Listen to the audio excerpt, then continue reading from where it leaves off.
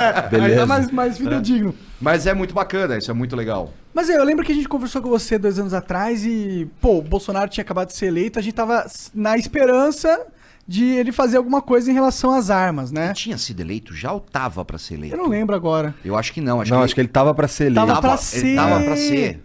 Tava pra E ser. a gente... Que a gente ainda falou do Kim. É. A gente falou dessa galerinha da nova política que tava chegando. É. Mas a gente meio que sabia que ele ia ser eleito, né? Sim, já era, porra. Já era... Só se uma catástrofe. Era em fevereiro de 2019, então provavelmente ele já tava eleito. Ah, já tava eleito? Já tava eleito, Então porque já as tava eleições foi 18... eu abri aqui pra É conferir. isso mesmo. Então tá certo. Então tinha acabado de ser eleito. Tá certo, é isso aí mesmo. E eu lembro que você perguntou, eu lembro que eu perguntei, na verdade, pra você sobre as expectativas de passar leis, das mudanças. E aí, como que foi? 2 anos depois? Cara, isso que é legal, né? Porque assim, há uns 15 dias atrás eu reassisti o meu programa, né?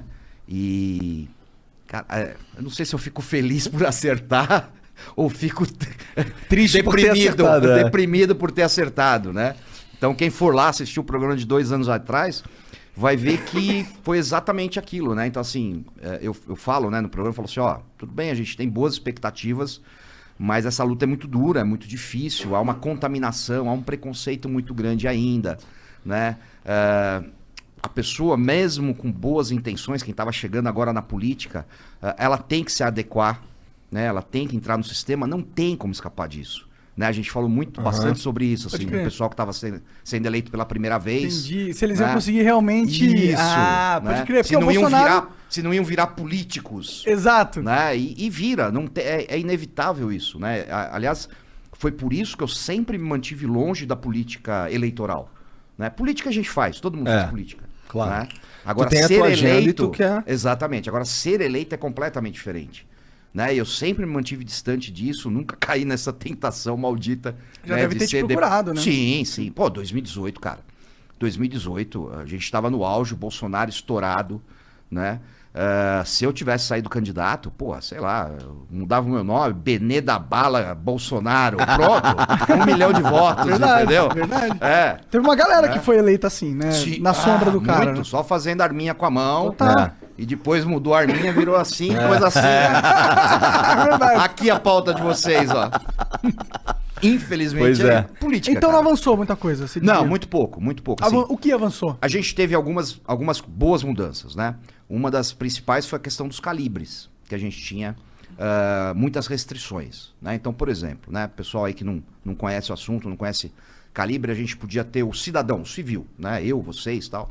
A gente podia ter no máximo, né, para revólver o calibre 38 e para pistola o calibre 380. Em especial o 380 é um calibre anêmico, né? É o mínimo que a gente consegue aceitar para você usar como arma de defesa, né? Enquanto Tem isso, pouco poder de parada, né? poder de parada não existe. A gente pode até... Ah, é? É. Porra, que o nego no quartel falava isso direto. Direto. Nenhuma Magnum? Não existe poder. Poder de parada é um mito. Entendi. Pelo seguinte, né? O poder de parada, ele vai muito na linha da transferência de energia, né? O impacto do tiro. É. O tiro não tem impacto. Né? Ele não tem impacto. O impacto dele, né? Não existe transferência de energia, né? Quem conhece física sabe que energia se transforma, né? Ela não se transfere. Né? Então você imagina o seguinte, um projétil de 357 Magnum, que pesa 10,4 gramas, 2 saquinhos de sal de fruta, né? Ou seja, não é nada. Né?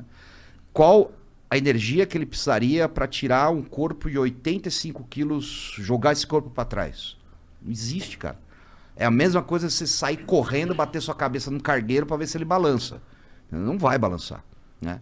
Então, o que define um bom calibre para você usar para defesa é um tripé, na realidade. Né? Primeiro, é o local que o projétil atinge. Né? Segundo, né, a penetração desse projétil, o quanto ele entra no corpo. Né? E terceiro, o diâmetro desse projétil, que é para ter destruição de tecido. Né? E o 380, ele é um projétil muito leve, uma munição baixa. Então, a tendência dele é penetrar pouco. Então, Entendi. Então ele era fica ali, isso. quase não machuca Se o cara de for verdade. muito gordão, fica preso na barriga. Se for muito gordo, se musculatura muito espessa, roupa muito pesada, né? Tudo isso vai atrapalhar. Disparos indiretos, através de uma janela de carro, através de uma porta de casa, né? Se for necessário. E aí, o que acontecia? Né? A gente tinha essas restrições, E os bons calibres de defesa, que são utilizados no mundo inteiro, eram restritos a policiais, militares, que é o 9mm, o 40, o 45, o 357, né? E aí se liberou esses calibres. Né? Então Entendi. hoje qualquer cidadão pode ter um 9mm, uma pistola 9mm, pode ter uma 45, pode ter uma 40, pode ter um 357. Isso é ótimo. Por quê?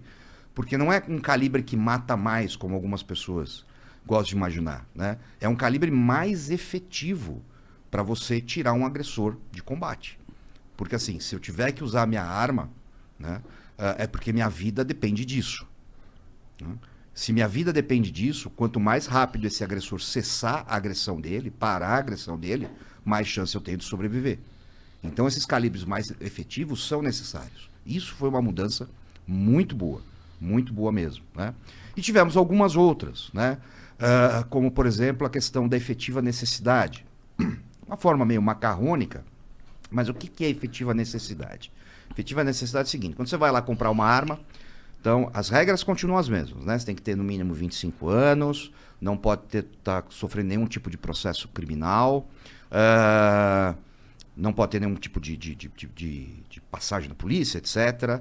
Você tem que fazer um teste prático de tiro para comprovar que você sabe usar essa arma minimamente. Você tem que ter um teste psicológico, né, para comprovar que você, né, tem capacidade psicológica para Até ter aí uma tudo arma. bem pra você? Até aí, em termos, pelo seguinte, né? Então, assim, esse tipo de restrição, ela passa muito um ar de responsabilidade, né? Mas na prática, a gente vê que ela tem muito pouco peso. Então, por exemplo, o teste psicológico. O teste psicológico, ele vale para aquele momento. Ele atesta que naquele momento você está apto. Talvez na próxima semana você não esteja. Talvez um dia depois você teve um surto. Se o cara for um psicopata, ele não pega. Entendeu? Então é muito mais para dar uma tranquilidade do que para ser efetivo. Né? Tanto é que até 2003 não tinha nada disso. Né? Mas tudo bem, mas vamos imaginar que ficou por isso mesmo, pelo menos você consegue.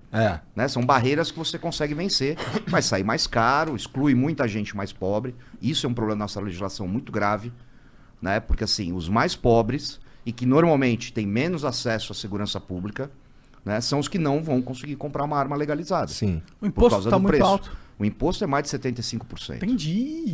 Caralho. É muito louco. Assim. É proibitivo. É mais que cerveja, é mais que cigarro, é mais que tudo. Né? É proibitivo. E esse tipo de proibição, ela é muito cruel, né? Porque assim, você exclui pelo poder aquisitivo da pessoa. Sim. Não pela índole da pessoa. Não pela capacidade, não pelo bom uso. E você né? incentiva o mercado negro também. Claro, lógico.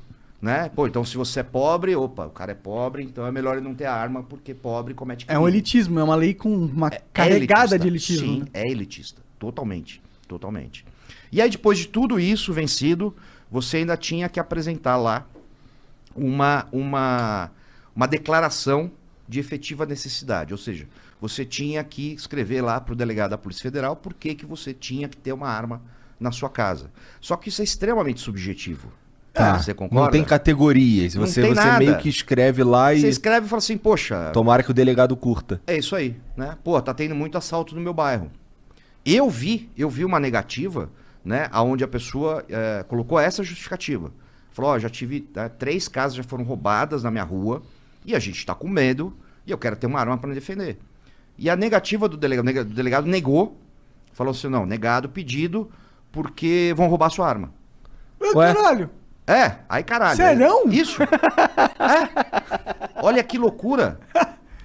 Você entendeu? O que era a justificativa mais plausível do mundo, né? De, porra, eu vou ser assaltado, né? Virou contra ele. Não, você não pode ter uma arma porque você vai ser assaltado. Mas se eu não fosse assaltado, eu não precisava ter arma. Óbvio. Né? Olha que loucura. Esse é um pouquinho E é o engraçado. entendimento da justiça que o bandido, ele é muito superior ao cidadão. Tipo, Sim, ele nasce sabendo usar uma arma. É impressionante. não, ele entra na casa com um time tático, apoio. Sim, só ele é bom, entendeu? Sim. Ele aparece no meio da sala, né? Luft, aparece. Poderes mágicos. Poderes mágicos, ele aparece no quarto, vai ser sempre surpreendido, né? Essa maluquice toda, que aliás é uma coisa que eu trato bastante no meu curso de defesa residencial, né? Eu tenho, depois que eu tive no no podcast, lá no Flow em Curitiba, né? Eu criei um curso só para isso, né? Porque assim, eu via, isso é uma coisa muito alarmante, assim, se você fizer uma pesquisa, né, e perguntar para as pessoas assim, pô, você se sente seguro dentro da sua casa? 90% vai dizer que não.